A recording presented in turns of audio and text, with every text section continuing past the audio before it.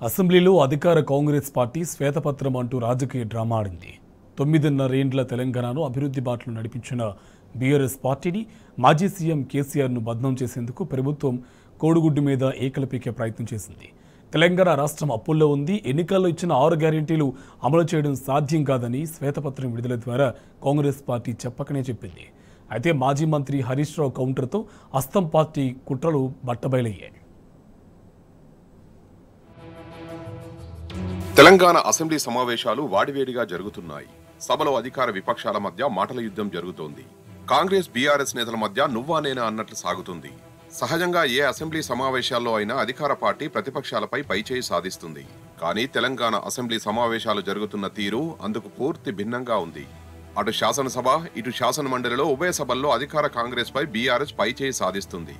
Content ఉన్నోడికి cutout తో పని లేదన్నట్టు ఈ సమావేశాలను బీఆర్ఎస్ నేతలు డామినేట్ చేస్తున్నారు. ఉద్యమ పార్టీగా ఉద్యమం నుంచి పుట్టిన నేతలుగా బీఆర్ఎస్ నేతలకు తెలంగాణపై పూర్తి అవగాహన ఉంది. అందుకే ఈ సెషన్స్ లో బీఆర్ఎస్ నేతలు ఇస్తున్న కౌంటర్లకు కాంగ్రెస్ నేతలు దిక్కుతోచని స్థితిలో పడిపోతున్నారు.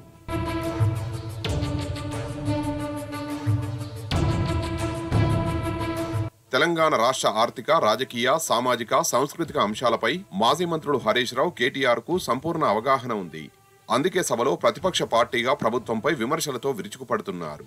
గ్రాండ్ వరల్డ్ పార్టీలో దశాబ్దాలుగా మంత్రులుగా, విప్లుగా బాధ్యతలు నిర్వహించిన సీనియర్ మంత్రులు కూడా హరీష్ రావు, కేటీఆర్ వాగ్దాటికి సభలో బిత్తరపోయి చూస్తున్నారు.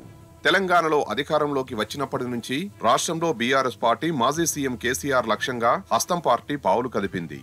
ఎన్నికల ప్రచారంలోనూ కేసీఆర్ కుటుంబంపై కాంగ్రెస్ పార్టీ వ్యక్తిగత ఆరోపణలు చేసింది. ఇక ఎన్నికల్లో గెలిచిన తర్వాత గత ప్రభుత్వం రాష్ట్రాన్ని అప్పుల కుప్పగా మార్చి తమకు ఇచ్చిందని రేవంత్ అండ్ కో ప్రచారం మొదలుపెట్టింది.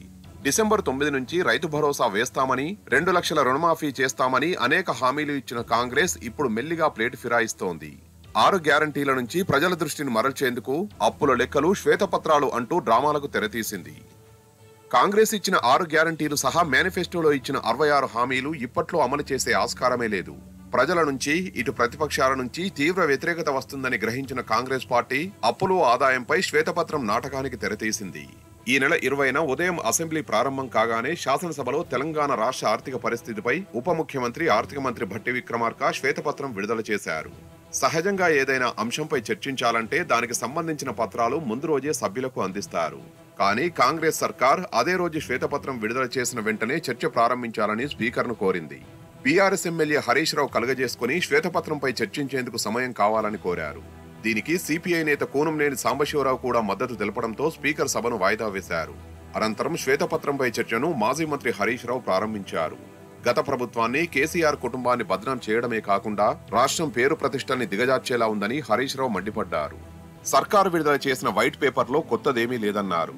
గతంలో బీఆర్ఎస్ పార్టీ సభలో విడుదల చేసిన కాగ్, ఆర్బీఐ, నీతి ఆయోగ్ వంటి కేంద్ర సంస్థలు ఇచ్చిన నివేదికనే మరోసారి విడుదల చేశారని విమర్శించారు. శ్వేతపత్రాల్లో పేర్కొన్న తప్పుల తడకల లెక్కలపై హరీష్ రావు ప్రభుత్వాన్ని కడిగిపారేశారు. బీఆర్ఎస్ ప్రభుత్వం సృష్టించిన ఆస్తుల గురించి శ్వేతపత్రంలో ఎందుకు పెట్టలేదని ప్రభుత్వాన్ని నిలదీశారు. అధ్యక్ష, నేను ఒకటే అంటే సంపూర్ణ మెజార్టీతో ప్రజలు మీకు అవకాశం ఇచ్చినప్పుడు మీ తెలివితేటల్ని, మీ విజ్ఞతను ప్రదర్శించి నిధులు సమకూర్చుకోండి, రాష్ట్రాన్ని ముందుకు నడపండి. అంతేగాని మమ్మల్ని బదనాం చేయాలని, మమ్మల్ని తిట్టుకుంటూ బతికే ప్రయత్నం చేయొద్దు. ఏమర్థమైతుంది? మేమంటే మీకు అంత భయమా? మమ్మల్ని అప్రతిష్ట పాలు చేస్తేనే మీకు రాజకీయ భవిష్యత్తు ఉంటుంది అన్నట్టుగా మీరు భావిస్తున్నట్టుగా ఇలా ప్రజలు అనుకుంటా ఉన్నారు. అధ్యక్ష, వ్యక్తులుగా మనం ఉంటాం, పోతాం. ప్రజల ప్రయోజనాలు ముఖ్యం. రాష్ట్ర భవిష్యత్తును దెబ్బతీసే పద్ధతి వద్దు. రాష్ట్ర పరపతిని దిగజార్చే దుష్ప్రయత్నాలను మానుకోండి. ఒక చిన్న పుకార్తో స్టాక్ మార్కెట్ కుప్పకూలిన సంఘటనలు చూసాం. మీరు మన రాష్ట్ర ఆర్థిక పరిస్థితి మీద అధికారికంగా పుకార్లు సృష్టించి రాష్ట్ర భవిష్యత్తును ప్రశ్నార్థకం చేయకండి. ఈ శ్వేతపత్రాలు రాష్ట్ర ఆర్థిక ప్రగతికి కోతపత్రాలు అవుతాయి. దేశానికి దిక్సూచిగా ఉన్న తెలంగాణను దివాలా అనే ముద్ర వేయకండి.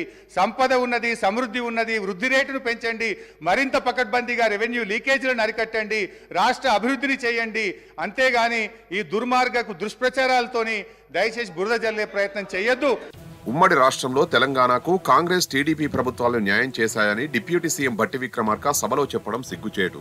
తన వ్యాఖ్యలను సమర్థించుకోవడానికి కేంద్ర ప్రభుత్వం ఉమ్మడి ఏపీకి ఇచ్చిన కేంద్ర సంస్థల్ని కూడా రాష్ట్రం ఖాతాలో వేసి చూపించారు. హైదరాబాద్ శివారు భూములను ఆంధ్ర ప్రాంతానికి చెందిన వారికి అప్పనంగా కట్టబెట్టిన విషయాన్ని మాత్రం చెప్పలేదు. ఉమ్మడి ఏపీలో బడ్జెట్లో తెలంగాణకు కేటాయించిన బడ్జెట్ ఎంత, ఏపీ ప్రాంతానికి కేటాయించింది ఎంత అనే విషయాలను కూడా వెల్లడించలేదు. ఉమ్మడి ఏపీలో తెలంగాణకు కేటాయించిన నిధులు, గ్రౌండ్లో ఖర్చు చేసిన లెక్కలపై బట్టి విక్రమార్క నోరు మెదపలేదు. అసలు ఉమ్మడి ఏపీలో తెలంగాణకు న్యాయం జరిగితే ప్రత్యేక రాష్ట్ర ఉద్యమం ఎందుకు వచ్చేది అనే ప్రశ్నలకు కాంగ్రెస్ నేతల దగ్గర సమాధానాలు లేవు. ఇక తెలంగాణ ప్రజల జీవనాధారమైన కాళేశ్వరంపై కుట్రలు చేసే విధంగా కాంగ్రెస్ ప్రభుత్వం వ్యవహరిస్తోంది. పదే పదే కాళేశ్వరంపై అప్పు అంటూ గత ప్రభుత్వాన్ని కేసీఆర్ను నిందించడమే పనిగా పెట్టుకుంది. కాళేశ్వరం వల్ల తెలంగాణలో సాగు విస్తీర్ణం పెరగలేదని, తాగునీరు అందలేదని, ప్రజల కళ్ల ముందు కనిపిస్తున్న అభివృద్ధిపై కూడా తప్పుడు ప్రచారం చేస్తున్నది. వాస్తవానికి కాళేశ్వరం ప్రాజెక్టు కడితే ఏపీకి 3 పంటల సాగునీరు అందడం కష్టమవుతుంది. అందుకే అటు కాంగ్రెస్, ఇటు టీడీపీలు కలిసి కాళేశ్వరాన్ని నిర్వీర్యం చేసే కుట్రలకు తెరతీశారు. ఈ నేపథ్యంలోనే ప్రాజెక్టు నిర్మాణంలో అవినీతి జరిగిందని, రాష్ట్రం అప్పుల పాలైందని ఫాల్స్ ప్రాపగండాను కాంగ్రెస్ మొదలుపెట్టింది. శ్వేతపత్రంలో కాళేశ్వరంపై కాంగ్రెస్ చేసిన తప్పుడు ప్రచారాలను హరీష్ రావు ఎండగట్టారు. కాళేశ్వరం ప్రాజెక్టుపై ప్రభుత్వానికి ఉన్న అవగాహన రాహిత్యాన్ని బట్టబయలు చేశారు. ప్రభుత్వం విడుదల చేసిన శ్వేతపత్రంలోనే దాదాపు 90,000 కోట్ల రూపాయలు అయినట్టు అంకెలేసింది. కానీ ఎన్నికల ప్రచారంలో కాంగ్రెస్ పార్టీ అగ్రనేతలు రాహుల్, ప్రియాంక గాంధీ, ఖర్గే సహా రేవంత్ రెడ్డి సైతం కాళేశ్వరంలో 1,00,000 కోట్ల అవినీతి జరిగిందని చెప్పారు. ప్రాజెక్టు మొత్తం వ్యయమే 1,00,000 కోట్లు అయినప్పుడు 1,00,000 కోట్ల అవినీతి ఎలా సాధ్యం? అలాంటప్పుడు కాళేశ్వరంలో మల్టీలెవెల్ లిఫ్టులు, పలు రిజర్వాయర్లు ఎలా కట్టారు? నిధులు లేకుండా వాటంతటవే నిర్మాణమైనాయా?